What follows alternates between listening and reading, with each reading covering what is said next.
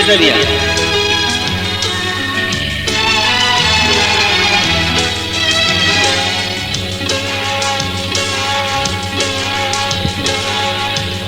ای که بی تو خودمو تک و تنها میبینم، هر جا که پا میذارم تو رو اونجا میبینم.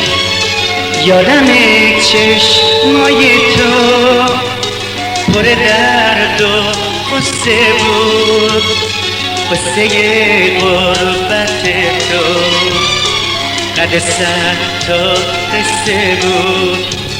یاد تو هر جا که هستم با منه، داره عمر منو آتیش میزنه.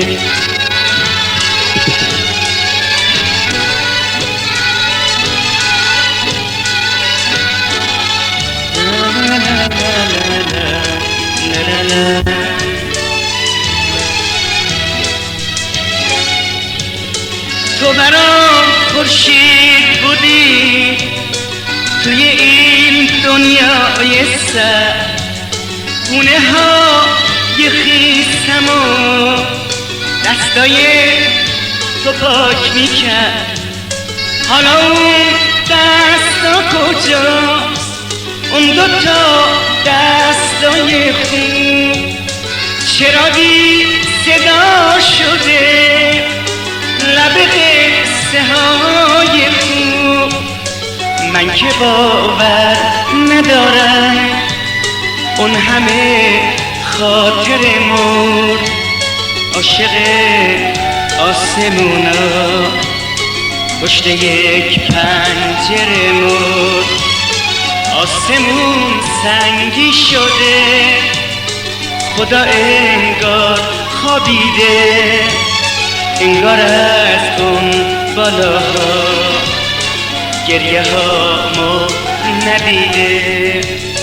یاد تو هر جا که هستم با منه، داره عمر منو آتیش میزنه. یاد تو هر جا که هستم با منه، داره عمر منو آتیش میزنه. مرسی.